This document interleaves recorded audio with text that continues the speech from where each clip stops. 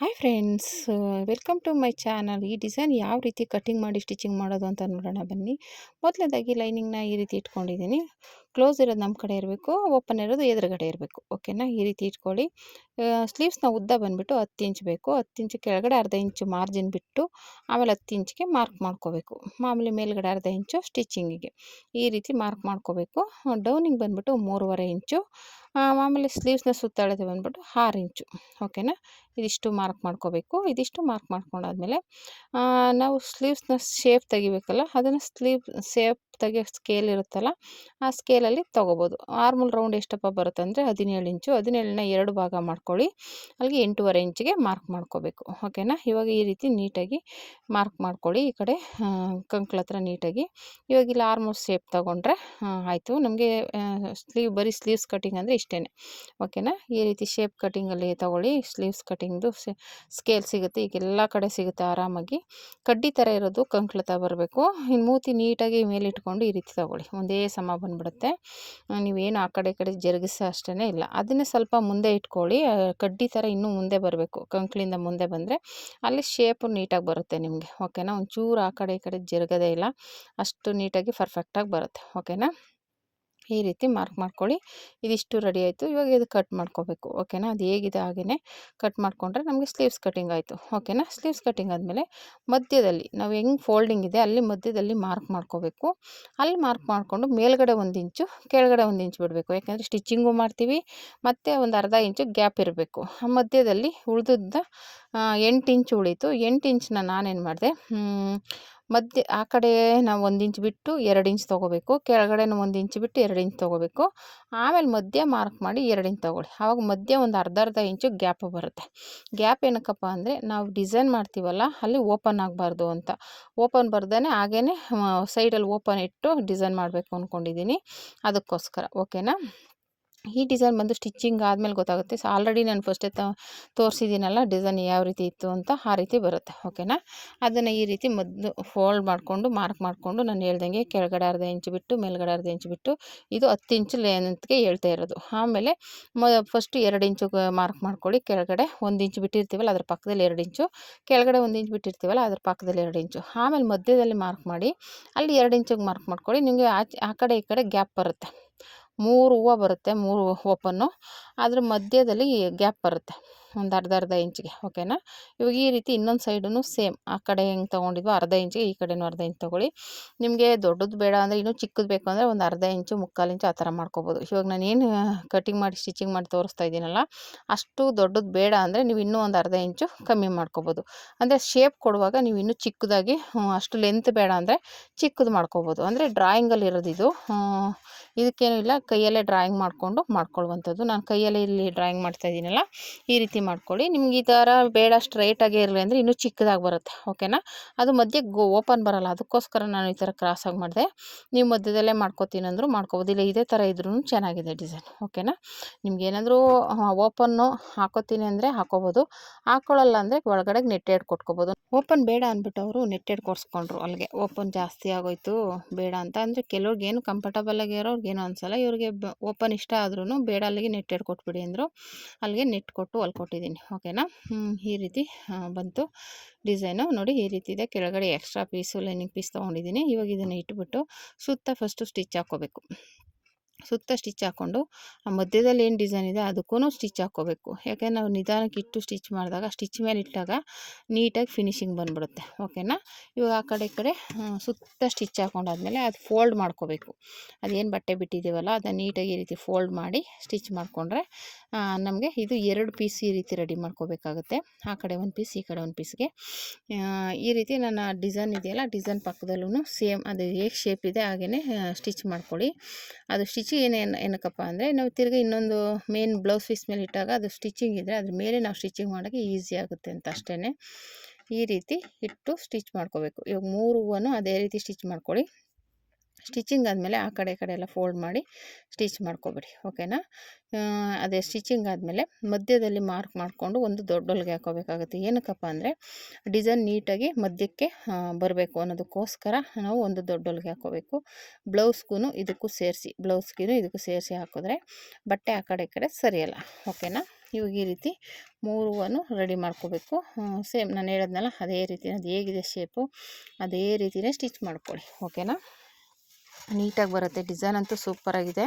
ನಾನು ಹೇಳ್ದಂಗೆ ನಿಮಗೆ ಅಷ್ಟು ದೊಡ್ಡದು ಬೇಡ ಅಂದರೆ ಇನ್ನೂ ಚಿಕ್ಕದು ಮಾಡ್ಕೋಬೋದು. ಅಂದರೆ ಡ್ರಾಯಿಂಗಲ್ಲಿ ಚಿಕ್ಕದು ಮಾಡ್ಕೋಬೇಕಷ್ಟೇ. ಇದು ಇಂಚ್ಗಳಲ್ಲಿ ಬರೋಲ್ಲ. ನೀವು ಕೈಯಲ್ಲಿ ಡ್ರಾಯಿಂಗ್ನ ಎಷ್ಟು ಚಿಕ್ಕದಾಗಿ ಸ್ಟಿಚ್ ಮಾಡ್ತೀರೋ ಅಷ್ಟು ಚಿಕ್ಕದಾಗಿ ಬರುತ್ತೆ ಅದು. ಓಕೆನಾ. ನಂದು ನಾನು ಇದು ಮಾಡುವಾಗ ಸ್ವಲ್ಪ ದೊಡ್ಡದಾಗೋಯ್ತು ಅದು ಡಿಸೈನು. ನೀವು ಡ್ರಾಯಿಂಗ್ ಮಾಡುವಾಗ ಇನ್ನೂ ಚಿಕ್ಕದಾಗಿ ಸ್ವಲ್ಪ ಮಾಡಿಕೊಂಡ್ರೆ ಅದು ಇನ್ನೂ ಚೆನ್ನಾಗಿ ಕಾಣಿಸುತ್ತೆ. ಓಕೆನಾ. ಇಲ್ಲ ದೊಡ್ಡದೇ ಬೇಕು ಅಂದರೆ ಇದೇ ರೀತಿ ದೊಡ್ಡದಾಗೆ ಮಾಡ್ಕೊಳ್ಳಿ. ಓಕೆನಾ. ಈ ರೀತಿ ಫೋಲ್ಡ್ ಮಾಡಿಕೊಂಡ್ರೆ ಸುತ್ತ ಅಲ್ಲಿಗೆ ನಮಗಿದು ರೆಡಿ ಆಗುತ್ತೆ. ಅಂದರೆ ಇದೇ ರೀತಿ 2 ಪೀಸ್ ರೆಡಿ ಮಾಡ್ಕೋಬೇಕು, ಒಂದೇ ಆಗಲ್ಲ. ಆ ಕಡೆ ಒಂದು ಈ ಕಡೆ ಒಂದು ಬೇಕಲ್ಲ, ಎರಡನ್ನೂ ರೆಡಿ ಮಾಡ್ಕೊಳ್ಳಿ. ಓಕೆನಾ. ಈ ರೀತಿ ರೆಡಿ ಮಾಡ್ಕೊಂಡಾದ್ಮೇಲೆ ಇವಾಗೇನು ಬ್ಲೌಸ್ ಪೀಸ್ ರೆಡಿ ಮಾಡ್ಕೋಬೇಕು.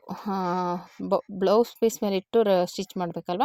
ಇದು ರೆಡಿ ಮಾಡಿಕೊಂಡು ಸೈಡ್ಗೆ ಇಟ್ಬಿಡೋಣ. ಬ್ಲೌಸ್ ರೆಡಿ ಮಾಡ್ಕೊಳ್ಳೋಣ. ಓಕೆನಾ. ಇದೇ ರೀತಿ 2 ಪೀಸನ್ನು ರೆಡಿ ಮಾಡ್ಕೋಬೇಕು. ನಾನು ಅದಕ್ಕೆ ಒಂದು ಡೀಟೇಲಾಗಿ ತೋರಿಸ್ದೆ, ಇನ್ನೊಂದು ಫಾಸ್ಟ್ ಮಾಡಿದ್ದೀನಿ. ಏನಕ್ಕಪ್ಪ ಫಾಸ್ಟ್ ಮಾಡಿದ್ದೀನಿ ಅಂದರೆ ಇನ್ನೊಂದು ಏನು ಅದನ್ನೇ ಹಂಗೆ ತೋರಿಸ್ಕೊಂಡು ಕೂತ್ಕೊಳ್ಳೋದೇನು ಬೇಡ. ಆಲ್ರೆಡಿ ಸ್ಟಿಚಿಂಗ್ ಎಲ್ಲ ಮಾಡಿರೋ ರೀತಿಯೇ ಇದನ್ನು ಸ್ಟಿಚ್ ಮಾಡೋದು. ಹಾಗಾಗಿ ಸ್ವಲ್ಪ ಫಾಸ್ಟ್ ಮಾಡಿದ್ದೀನಿ. ಓಕೆನಾ. ಈಗ ಬ್ಲೌಸ್ ಪೀಸ್ ತೊಗೊಳ್ಳೋಣ. ಬ್ಲೌಸ್ ಪೀಸ್ಗೆ ಯಾವಾಗಲೂ ಅಷ್ಟೇ ಜಾಯಿಂಟಿಂಗ್ ಬಂದೇ ಬರುತ್ತೆ. ಮತ್ತು ಜಾಯಿಂಟ್ ಮಾಡ್ಕೋಬೇಕು ಆ ಕಡೆ ಈ ಕಡೆ, ಮತ್ತು ಮೇನ್ ಪೀಸ್ಗೂ ಜಾಯಿಂಟಿಂಗ್ ಬರುತ್ತೆ. ಓಕೆನಾ. ನೀವು ಯಾವ್ದಾದ್ರು ತೊಗೊಳ್ಳಿ, ನೀವು ಎಂಥ ಬ್ಲೌಸ್ ಪೀಸ್ ತೊಗೊಂಡ್ರು ಒಂದೊಂದು ಸಲ ಆ ಕಡೆ ಈ ಕಡೆ ಜಾಯಿಂಟಿಂಗ್ ಬಂದೇ ಬರುತ್ತೆ. ಅದೊಂದು ಬೇಜಾರು ಸ್ಟಿಚ್ ಮಾಡೋಕ್ಕೆ. ಯಾಕೆಂದರೆ ಜಾಯಿಂಟಿಂಗ್ಗಳು ಅಂದರೆ 4 ಕಡೆನೂ ಸ್ಟಿಚ್ ಮಾಡಬೇಕು. ಇದು ಒಂದು ಕಡೆ ಮಾಡಿ ಒಂದು ಕಡೆ ಬಿಡೋಕ್ಕಾಗಲ್ಲ. ನಾವು 4 ಪೀಸ್ ತೊಗೋಬೇಕು. ಲೈನಿಂಗ್ ಆಗಲಿ ಮೇನ್ ಪೀಸ್ ಆಗಲಿ 4 ಪೀಸ್ ರೆಡಿ ಮಾಡಿ 4 ಪೀಸಲ್ಲೂ ಅಟ್ಯಾಚ್ ಮಾಡಬೇಕಾಗುತ್ತೆ. ಓಕೆನಾ. ಇದು ಎಲ್ಲ ಸ್ಲೀವ್ಸಲ್ಲೂ ಸುಮಾರು 100ಕ್ಕೆ 90 ಭಾಗ ಇದ್ದೇ ಇರುತ್ತೆ. ಒಂದು 10 ಭಾಗ ಇರಲ್ಲ, 90 ಭಾಗ ಜಾಯಿಂಟಿಂಗ್ ಇದ್ದೇ ಇರುತ್ತೆ. ನೀವು ಯಾವ ಥರ ಸೀರೆ ತೊಗೊಂಡ್ರು ಇಲ್ಲ ಲೈನಿಂಗ್ ಜಾಯಿಂಟಿಂಗ್ ಬರುತ್ತೆ, ಇಲ್ಲ ಬ್ಲೌಸ್ ಜಾಯಿಂಟಿಂಗ್ ಬರುತ್ತೆ. ಇದರಲ್ಲಿ ಎರಡೂ ಜಾಯಿಂಟಿಂಗ್ ಇದೆ. ಎರಡೂ ಜಾಯಿಂಟ್ ಮಾಡ್ಕೋಬೇಕು. ನೋಡಿ ಈ ರೀತಿ 2 ಸೈಡು ನೋಡಿ ಉಲ್ಟಾ ಸೀದಾ ನೋಡಿಕೊಂಡು ಜಾಯಿಂಟ್ ಮಾಡ್ಕೋಬೇಕು. ಈ ರೀತಿ ಜಾಯಿಂಟ್ ಮಾಡ್ಕೊಂಡಾದ್ಮೇಲೆ ಮತ್ತು ಲೈನಿಂಗ್ ಇಟ್ಟು ಉಲ್ಟಾ ತಿರುಗಿಸ್ಕೊಂಡು ಸ್ಟಿಚ್ ಮಾಡ್ಕೋಬೇಕು.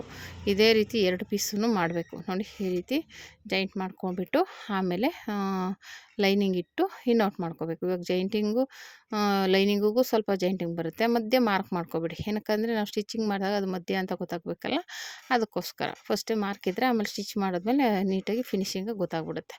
ಈ ರೀತಿ ಫಸ್ಟು ಸ್ಟಿಚ್ ಮಾಡ್ಕೊಂಬಿಡಿ ಕೆಳಗಡೆ. ಆಮೇಲೆ ಲೈನಿಂಗ್ ತೆಗೆದುಬಿಟ್ಟು ಒಂದು ಪಾಯಿಂಟ್ ಹೊಲಿಗೆ ಹಾಕೊಂಬಿಡಿ. ಆಮೇಲೆ ಅದಾದಮೇಲೆ ಮತ್ತೆ ಫೋಲ್ಡ್ ಮಾಡಿಕೊಂಡು ಸುತ್ತ ಸ್ಟಿಚ್ ಹಾಕ್ಕೊಳ್ಳಿ. ಓಕೆನಾ. ಸುತ್ತ ಸ್ಟಿಚ್ ಹಾಕ್ಕೊಂಡು ಎಕ್ಸ್ಟ್ರಾ ಬಟ್ಟೆ ಏನು ಬರುತ್ತೆ ಅದನ್ನು ಕಟ್ ಮಾಡ್ಕೊಂಬಿಡಿ. ನಾನು 2 ಪೀಸನ್ನು ಹಂಗೆ ಸ್ಟಿಚ್ ಮಾಡ್ಕೋತಾ ಇದ್ದೀನಿ. ನೋಡಿ ಇದೇ ರೀತಿ ನೀಟಾಗಿ ಇಟ್ಕೊಂಡ್ಬಿಟ್ಟು ಅದು ಹೇಗಿದೆ ಹಾಗೇ ಇಟ್ಟು ಸ್ಟಿಚ್ ಮಾಡ್ಕೋತಾ ಇದ್ದೀನಿ. 2 ಪೀಸ್ ಒಟ್ಟಿಗೆ ಸ್ಲೀವ್ಸ್ದು ಇವಾಗ ಈ ರೀತಿ ಸ್ಟಿಚ್ ಮಾಡಿಕೊಂಡು ನಾನು ಹೇಳ್ದಂಗೆ ಲೈನಿಂಗ್ ಮೇಲೆ ಒಂದು ಪಾಯಿಂಟ್ ಹೊಲಿಗೆ ಹಾಕ್ಕೋಬೇಕು. ನೀಟಾಗಿ ಈ ರೀತಿ ನಾನು ಇಲ್ಲಿ ತೋರಿಸ್ತಾ ಇದ್ದಿಲ್ಲ ಆ ಥರ ಪಾಯಿಂಟ್ ಹೊಲಿಗೆ ಹಾಕ್ಕೊಂಡು ಮತ್ತೆ ಅದನ್ನ ಉಲ್ಟಾ ತಿರುಗಿಸಿ ಒಂದು ಸ್ಟಿಚ್ ಹಾಕ್ಕೊಳ್ಳಿ. ಓಕೆನಾ. ಆ ರೀತಿ ಮಾಡೋದ್ರಿಂದ ತುಂಬಾ ಚೆನ್ನಾಗಿರುತ್ತೆ. ಈ ರೀತಿ ರೆಡಿ ಮಾಡ್ಕೊಂಡಾದ್ಮೇಲೆ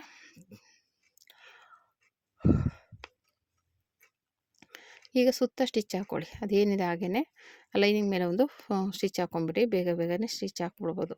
ಯಾಕೆಂದರೆ ದೊಡ್ಡೊಲ್ಗೆ ಹಾಕ್ಕೊಂಡ್ರೆ ಇನ್ನೂ ಬೇಗ ಆಗಿಬಿಡುತ್ತೆ. ಸುತ್ತ ಒಂದು ಸ್ಟಿಚ್ ಹಾಕ್ಕೊಳ್ಳಿ ಅಷ್ಟೇ.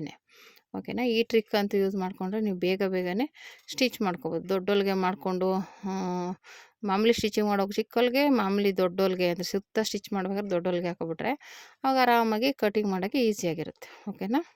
ಈ ರೀತಿ ಆಯಿತು. ಇದೇ ರೀತಿ 2 ಪೀಸನ್ನು ರೆಡಿ ಮಾಡ್ಕೊಳ್ಳಿ. ಇದು ರೆಡಿ ಆದಮೇಲೆ ಮಧ್ಯದಲ್ಲಿ ಮಾರ್ಕ್ ಮಾಡ್ಕೋಬೇಕು ನೀಟಾಗಿ. ಮಧ್ಯದಲ್ಲಿ ಮಾರ್ಕ್ ಮಾಡಿಕೊಂಡು ಏನಕ್ಕಪ್ಪ ಮಧ್ಯದಲ್ಲಿ ಮಾರ್ಕು ಅಂದರೆ ಅದೇ ಆ ಡಿಸೈನ್ ಆಲ್ರೆಡಿ ನಾವು ಕ್ಯಾನ್ವಸಲ್ಲಿ ರೆಡಿ ಮಾಡ್ಕೊಂಡಿದ್ದೀವಲ್ಲ ಆ ಪೀಸನ್ನ ಇಟ್ಟು ಸ್ಟಿಚ್ ಮಾಡೋಕ್ಕೆ. ಓಕೆನಾ. ಈ ರೀತಿ ನೀಟಾಗಿ ಸ್ಟಿಚ್ ಮಾಡಿಕೊಂಡು ಎಕ್ಸ್ಟ್ರಾ ಪೀಸ್ ಕಟ್ ಮಾಡಿಕೊಂಡ್ರೆ ನಮಗೆ ರೆಡಿ ಆಗುತ್ತೆ ಸ್ಲೀವ್ಸ್ ಇನ್ನೇನಿಲ್ಲ. ಡಿಸೈನ್ ಇಲ್ಲ ಅಂದರೆ ಡೈರೆಕ್ಟಾಗಿ ಸ್ಟಿಚ್ ಮಾಡೋದು ಅಷ್ಟೇ. ಈಗ ಡಿಸೈನ್ ಮಾಡ್ತೀನಿ ಅನ್ನೋದ್ರಿಂದ ನೀವು ಮಧ್ಯದಲ್ಲಿ ಮಾರ್ಕ್ ಮಾಡ್ಕೊಂಡಿರ್ತೀವಲ್ಲ ಆಲ್ರೆಡಿ, ಮೇಲ್ಗಡೆ ಮಾರ್ಕಿಂಗ್ ಬರಬೇಕು. ಇವಾಗ ಇದು ಮೇಲ್ಗಡೆ ಮಾರ್ಕ್ ಮಾಡ್ಕೊಂಬಿಟ್ಟು ಆವಾಗ ಅದ್ರ ಮೇಲೆ ಒಂದು ಮಾರ್ಕರಲ್ಲಿ ಮಾರ್ಕ್ ಮಾಡ್ಕೊಳ್ಳಿ. ಆವಾಗ ಏನು ಮಾಡಬೇಕು, ಆ ಮಾರ್ಕರ್ಗೆ ಮಧ್ಯೆನೇ ಇದರಲ್ಲಿ ದೊಡ್ಡ ಹೊಲಿಗೆ ಹಾಕ್ಕೊಬಿಡಿ. ಆ ಪೀಸನ್ನು ಇದನ್ನ ಇಟ್ಕೊಂಬಿಟ್ಟು ಒಂದು ಹೊಲಿಗೆ ಹಾಕ್ಕೊಂಬಿಟ್ರೆ ಅದು ಬಟ್ಟೆ ಆ ಕಡೆ ಈ ಕಡೆ ಸರಿಯಲ್ಲ. ಓಕೆನಾ. ಆವಾಗ ನೀಟಾಗಿ ಇಟ್ಕೊಬಿಟ್ಟು ಈ ಥರ ಸ್ಕೇಲಲ್ಲಿ ಮಾರ್ಕ್ ಮಾಡ್ಕೊಳ್ಳಿ ಅಷ್ಟೇ. ನೋಡಿ ರೆಡಿ ಆಯಿತು. ಇವಾಗ ಈ ಪೀಸ್ನ ಇಟ್ಬಿಟ್ಟು ಮಧ್ಯೆ ಒಂದು ಸ್ಟಿಚ್ ಹಾಕ್ಕೊಳ್ಳಿ ಮಧ್ಯೆ ಕರೆಕ್ಟಾಗಿ. ಓಕೆನಾ.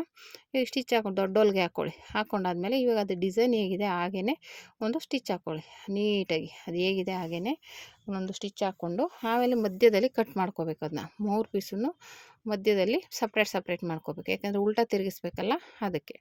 ಇವಾಗ ಈ ರೀತಿ ಸ್ಟಿಚಿಂಗ್ ಮಾಡಾದಮೇಲೆ ಅದೇ ಎಕ್ಸ್ಟ್ರಾ ಇದು ಪೀಸು ಇರುತ್ತಲ್ಲ ಅದು ಮಧ್ಯದಲ್ಲಿ ಕಟ್ ಮಾಡಿ ಅದನ್ನ ಉಲ್ಟಾ ತಿರುಗಿಸಿದಾಗ ಒಳಗಡೆ ಹೋಗುತ್ತೆ ಬಟ್ಟೆ. ಅವಾಗೇನಾಗುತ್ತೆ ನಿಮಗೆ ಒಳಗಡೆ ಎಮ್ಮಿಂಗ್ ಆದರೂ ಮಾಡ್ಕೋಬೋದು, ಸ್ಟಿಚಿಂಗ್ ಆದರೂ ಮಾಡ್ಕೋಬೋದು, ಚೆನ್ನಾಗಿರುತ್ತೆ ನೋಡಿ. ಈ ರೀತಿ ನಿಧಾನಕ್ಕೆ ಸ್ಟಿಚ್ ಮಾಡ್ಕೊಳ್ಳಿ. ಸ್ಟಿಚ್ ಮಾಡ್ಕೊಂಡಾದ್ಮೇಲೆ ನಾನು ಹೇಳ್ದಂಗೆ ಮಧ್ಯದಲ್ಲಿ ಕ್ರಾಸಾಗಿ 3 ಪೀಸು ಬೇರೆ ಬೇರೆ ಆಗೋ ಥರ ಕಟ್ ಮಾಡಿ. ಇದೇ ಡಿಸೈನ್ ಅಂತಲ್ಲ, ನೀವು ಯಾವ ಡಿಸೈನು ಈ ಥರ ಓಪನ್ ಇಡೋದಿಟ್ಟರೆ ಈ ಥರ ಕ್ಯಾನ್ವಾಸ್ನ ಕಟ್ ಮಾಡಲೇಬೇಕು. ನೀವು ಹಾಗೆ ಉಲ್ಟಾ ತಿರುಗ್ಸೋಕ್ಕಾಗಲ್ಲ, ಓಕೆನಾ. ಇವಾಗ ಇದನ್ನು ನೀಟಾಗಿ ಮಧ್ಯದಲ್ಲಿ ಹಾಕಿರ್ತೀವಲ್ಲ ದಾರ, ಅದನ್ನು ತೆಗೆದುಬಿಟ್ಟು ಆಮೇಲೆ ಕಟ್ ಮಾಡಿ ಉಲ್ಟಾ ತಿರುಗಿಸಿ, ಓಕೆನಾ. ಕಟ್ ಮಾಡಬೇಕಾದ್ರೆ ನ್ಯಾಚ್ ಹಾಕ್ಕೊಳ್ಳಿ, ಸಣ್ಣದಾಗಿ ನ್ಯಾಚ್ ಹಾಕ್ಕೊಂಡ್ರೆ ನಿಮಗೆ ಬೇಗನೆ ಬಟ್ಟೆ ತಿರುಗುತ್ತೆ, ಇಲ್ಲಾಂದರೆ ಬಟ್ಟೆ ತಿರುಗಲ್ಲ. ಅದು ಹೇಗಿದೆ ಶೇಪು ಹಾಗೇ ನಿಧಾನಕ್ಕೆ ಕಟ್ ಮಾಡಿ ತೆಗೆದುಬಿಡಿ ಮಧ್ಯದಲ್ಲಿ. ಅವಾಗೇನಾಗುತ್ತೆ ಅದು ಉಲ್ಟಾ ತಿರುಗಿಸಿದಾಗ ನೀಟಾಗಿ ಫಿನಿಶಿಂಗಾಗಿ ಡಿಸೈನ್ ಚೆನ್ನಾಗಿ ಕಾಣಿಸುತ್ತೆ, ಓಕೆನಾ. ನೀಟಾಗಿರುತ್ತೆ. ಮಧ್ಯದಲ್ಲಿ ಈ ರೀತಿ ಕಟ್ಟಿಂಗ್ ಆದಮೇಲೆ ಅದು ಓಪನ್ ಮಾಡ್ಕೊಳ್ಳಿ, ಹೇಳಿದ್ನಲ್ಲ ಒಂದು 1/4 ಇಂಚಷ್ಟು ಬಿಟ್ಟು ಕಟ್ ಮಾಡ್ಕೊಳ್ಳಿ, ಅದು ಶೇಪ್ ಹೇಗಿದೆ ಹಾಗೇ. ಆಮೇಲೆ ಅಲ್ಲಿ ಮೂಲೆಯಲ್ಲೆಲ್ಲ ನ್ಯಾಚ್ ಹಾಕ್ಕೊಳ್ಳಿ. ಅವಾಗೇನಾಗುತ್ತೆ ನೀವು ಉಲ್ಟಾ ತಿರುಗಿಸಿದಾಗ ಅದು ನೀಟಾಗಿ ಪರ್ಫೆಕ್ಟಾಗಿ ಕೂತ್ಕೊಳ್ಳುತ್ತೆ ನೋಡಿ. ಆ ಥರ ಟ್ರಿಮ್ಮರಲ್ಲಿ ನ್ಯಾಚ್ ಹಾಕ್ಕೊಳ್ಳಿ, ಯಾಕೆಂದರೆ ಕತ್ರಿಲಿಗೆ ಕಟ್ ಮಾಡೋಕ್ಕಾಗಲ್ಲ ಒಂದೊಂದು ಸಲ. ಆ ಥರ ಟ್ರಿಮ್ಮರ್ ಇದ್ದರೆ ತುದಿನ ನೀಟಾಗಿ ಈ ಥರ ನ್ಯಾಚ್ ಹಾಕ್ಕೊಂಡ್ಬಿಟ್ರೆ ಆ ಉಲ್ಟಾ ತಿರುಗಿಸಿದಾಗ ಅದು ನೀಟಾಗಿ ಕೂತ್ಕೊಳ್ಳುತ್ತೆ, ಓಕೆನಾ. ಈ ರೀತಿ ನೀವು ಈ ಡಿಸೈನ್ನ ರೆಡಿ ಮಾಡ್ಕೋಬೋದು, ತುಂಬಾ ಬ್ಯೂಟಿಫುಲ್ಲಾಗಿದೆ. ಇದರಲ್ಲಿ ಇನ್ನೂ ಬೇರೆ ಬೇರೆ ಡಿಸೈನ್ಸ್ ಎಲ್ಲ ಬರುತ್ತೆ. ಸದ್ಯಕ್ಕೆ ಈ ಡಿಸೈನ್ಗೆ ನೀವು ರೆಡಿ ಮಾಡ್ಕೋಬೋದು. ತುಂಬ ಚೆನ್ನಾಗಿದೆ ಈ ಡಿಸೈನು ಕೂಡ. ಈ ರೀತಿ ಅದನ್ನ ಎಕ್ಸ್ಟ್ರಾ ಬಟ್ಟೆನೆಲ್ಲ ತೆಗೆದುಬಿಟ್ಟು ನ್ಯಾಚ್ ಹಾಕ್ಕೊಂಡು ಒಂದೊಂದು ಪೀಸನ್ನು ಉಲ್ಟಾ ತಿರುಗಿಸ್ಕೋಬೇಕು. ಇವಾಗ 3 ಪೀಸ್ ಮಾಡಿದ್ದೀವಲ್ಲ ಸಪ್ರೇಟಾಗಿ, ಅದನ್ನು ಈ ಥರ ನ್ಯಾಚ್ ಹಾಕ್ಕೊಂಡಾದ್ಮೇಲೆ ಅದನ್ನ ಉಲ್ಟಾ ತಿರುಗಿಸಿ ಒಳಗಡೆ ತಿರ್ಸ್ಬಿಟ್ಟು ಒಂದು ಸ್ಟಿಚ್ ಹಾಕ್ಕೋಬೇಕು. ನಿಮ್ಗೇನಾರು ಹಂಗೆ ತಿರುಗ್ಸೋಕ್ಕಾಗಲ್ಲ ಅಂದರೆ ಅದ್ರ ಮೇಲೆ ಒಂದು ಪಾಯಿಂಟ್ ಹೊಲಿಗೆ ಹಾಕ್ಕೊಂಬಿಡಿ ಲೈನಿಂಗ್ ಮೇಲೆ. ಅವಾಗೇನಾಗುತ್ತೆ ಅವಾಗ ಇನ್ನೂ ನೀಟಾಗಿ ತಿರುಗುತ್ತೆ. ಯಾವುದೇ ಬ್ಲೌಸ್ ಆದರೂ ಅಷ್ಟೇ, ಲೈನಿಂಗ್ ಮೇಲೆ ಒಂದು ಪಾಯಿಂಟ್ ಹೊಲಿಗೆ ಹಾಕಿದ್ರೆ ಉಲ್ಟಾ ತಿರುಗಿಸುವಾಗ ಅದು ನೀಟಾಗಿ ಅದೇ ತಿರುಗುತ್ತೆ. ಮೇಲೆ ಒಂದು ಹೊಲಿಗೆ ಹಾಕ್ಕೊಂಡ್ರೆ ಆಯಿತು, ಓಕೆನಾ. ಈ ರೀತಿ ಸ್ಟಿಚ್ ಮಾಡ್ಕೋಬೇಕು ನೋಡಿ. ಎಷ್ಟು ಚೆನ್ನಾಗಿ ಪಾಯಿಂಟ್ ಹೊಲಿಗೆ ಹಾಕೋತಾ ಇದ್ದೀನಿ ಅಂದರೆ ತುಂಬ ಚೆನ್ನಾಗಿದೆ. ಇವಾಗ ಇದನ್ನು ಉಲ್ಟಾ ತಿರುಗಿಸ್ಕೊಂಡ್ರೆ ಡಿಸೈನ್ ರೆಡಿ ಆಗೋಗುತ್ತೆ ನೋಡಿ. ಆಮೇಲೆ ಆ ಕಡೆ ಈ ಕಡೆ ಎಲ್ಲ ಎಮ್ಮಿಂಗಲ್ಲಿ ಕೈಯಲ್ಲಿ ಎಮ್ಮಿಂಗ್ ಮಾಡ್ಕೊಂಬಿಟ್ರೆ ಆಯಿತು ನೋಡಿ. ಎಷ್ಟು ಬ್ಯೂಟಿಫುಲ್ಲಾಗಿ ಬಂದಿದೆ, ತುಂಬಾ ಚೆನ್ನಾಗಿದೆ. ನೀವು ಈ ಥರ ಡಿಸೈನ್ ಬೇಕು ಅಂದರೆ ಟ್ರೈ ಮಾಡಿ. ಈಗಂತೂ ತುಂಬ ಡಿಸೈನ್ಸ್ಗಳಿದ್ದಾವೆ, ಸ್ಲೀವ್ಸ್ ಡಿಸೈನು, ಅದರಲ್ಲಿ ಇದು ಒಂದು ಡಿಸೈನು ಅಂತಲೇ ಹೇಳ್ಬೋದು. ತುಂಬಾ ಚೆನ್ನಾಗಿರುತ್ತೆ. ನಾನು ಹೇಳ್ದಂಗೆ ನಿಮಗೆ ಓಪನ್ ಬೇಡ ಅಂದರೆ ಅದಕ್ಕೆ ಮ್ಯಾಚಿಂಗಾಗಿ ಇದು ನೆಟ್ಟೆಡ್ ತಂದು ಹಾಕ್ಕೊಂಡ್ರೆ ಅದು ಒಂಥರ ಚೆನ್ನಾಗೇ ಇರುತ್ತೆ, ಓಕೆನಾ. ಅದು ಓಪನೇ ಇರುತ್ತೆ, ಕಾಣಿಸುತ್ತಲ್ವ, ಹಂಗಾಗಿ ಅದನ್ನು ಇಟ್ಕೊಂಡ್ರೂ ಸಖತ್ತಾಗಿ ಕಾಣುತ್ತೆ, ಓಕೆನಾ. ಈ ರೀತಿ ರೆಡಿ ಆಯಿತು. ಎಲ್ಲನೂ ಅಷ್ಟೇ ಹಂಗೆ ಉಲ್ಟಾ ತಿರುಗಿಸ್ಬಿಟ್ಟು ಲೈನಿಂಗ್ ಮೇಲೆ ಒಂದು ಪಾಯಿಂಟ್ ಹೊಲಿಗೆ ಹಾಕಿ ಉಲ್ಟಾ ತಿರುಗಿಸ್ಕೊಂಡು ಒಂದು ಸ್ಟಿಚಿಂಗ್ ಹಾಕ್ಕೊಬಿಡಿ. ಆಮೇಲೆ ಕೆಳಗಡೆ ಎಮ್ಮಿಂಗ್ ಮಾಡಿಕೊಂಡ್ರೆ ಆಯಿತು, ಓಕೆನಾ. ಇಷ್ಟು ಈಸಿಯಾಗಿ ಮಾಡ್ಬೋದಲ್ಲ. ಕಟ್ಟಿಂಗಿಂದ ಸ್ಟಿಚಿಂಗ್ವರೆಗೂ ಸ್ಟೆಪ್ ಬೈ ಸ್ಟೆಪ್ ಆಗಿ ತೋರಿಸಿದ್ದೀನಿ. ಈ ವಿಡಿಯೋ ಇಷ್ಟ ಆದರೆ ಲೈಕ್ ಮಾಡಿ, ಶೇರ್ ಮಾಡಿ, ಕಮೆಂಟ್ ಮಾಡಿ, ಓಕೆನಾ ಫ್ರೆಂಡ್ಸ್. ಈ ಥರ ನೀವು ಒಂದು ಸಲ ಟ್ರೈ ಮಾಡಿ, ಅದು ಚೆನ್ನಾಗಿ ಬಂತು ಇಲ್ಲ ಅಂತ ಬಂದು ನನಗೆ ಕಮೆಂಟ್ ಮಾಡಿ, ಓಕೆನಾ. ಇಲ್ಲ ನಿಮ್ಗೆ ಏನು ಗೊತ್ತಾಗಲಿಲ್ಲ ಅಂದರೂ ನಂಗೆ ಕಮೆಂಟ್ ಮಾಡಿದ್ರೆ ಅವಾಗ ನಮಗೆ ಗೊತ್ತಾಗುತ್ತೆ. ಇವಾಗ ನೀವೇನೂ ಹೇಳಿಲ್ಲ ಅಂದರೆ ನಮಗೆ ಗೊತ್ತಾಗಲ್ಲ, ಓಕೆನಾ. ನೀವೇನಾದರೂ ಒಂದು ಹೇಳಿದ್ರೆ ತಾನೇ ಅವಾಗ ಈ ಥರ ಮಾಡ್ಬೋದು ಅಂತ ನಮಗೂ ಒಂದು ಐಡಿಯಾ ಬರುತ್ತೆ, ಓಕೆನಾ. ಹಂಗಾಗಿ ಏನಾದರೂ ಡೌಟ್ಸ್ ಇದ್ರೂ ಕಮೆಂಟ್ ಮಾಡಿ. ಇಲ್ಲ ಕಟ್ಟಿಂಗ್ ವಿಡಿಯೋ ಬೇಕೋ, ಸ್ಟಿಚಿಂಗ್ ವಿಡಿಯೋ ಬೇಕೋ, ಯಾವ್ದು ಬೇಕು ಅಂತ ಕಮೆಂಟ್ ಮಾಡಿ, ಓಕೆನಾ ಫ್ರೆಂಡ್ಸ್. ನೋಡಿ ಎಷ್ಟು ಚೆನ್ನಾಗಿ ಬಂದಿದೆಲ್ಲ ಡಿಸೈನ್ ಅಂತೂ ಸೂಪರಾಗಿ ಬಂದಿದೆ. ನನಗಂತೂ ತುಂಬಾ ಇಷ್ಟ ಆಯಿತು. ಈ ಥರ ಮಧ್ಯೆ ಓಪನ್ ಇಡೋದು ಅಂದರೆ ನಂಗೆ ತುಂಬಾ ಇಷ್ಟ ಡಿಸೈನ್ಸು. ಇದೇ ಅಂತಲ್ಲ, ನಾನು ತುಂಬ ಬ್ಲೌಸ್ ಹೊಲ್ದಿದ್ದೀನಿ ಈ ಥರ ಮಧ್ಯದಲ್ಲಿ ಓಪನ್ ಇಡೋದು, ಲೀಫ್ ಥರ ಇಡೋದು, ಅವೆಲ್ಲ ತುಂಬ ಡಿಸೈನು ಸ್ಟಿಚ್ ಮಾಡಿದ್ದೀನಿ ನಾನು, ಓಕೆನಾ. ಈ ರೀತಿ ನೀಟಾಗಿ ರೆಡಿ ಮಾಡಿಕೊಂಡ್ರೆ ಆಯಿತು ನೋಡಿ. ಎಷ್ಟು ಬ್ಯೂಟಿಫುಲ್ ಆಗಿದೆಯಲ್ಲ. ನೀವು ಈ ಥರ ಟ್ರೈ ಮಾಡಿ ಫ್ರೆಂಡ್ಸ್, ಹೇಗೆ ಬಂತು ಅಂತ ಕಮೆಂಟ್ ಮಾಡಿ. Thank you for watching.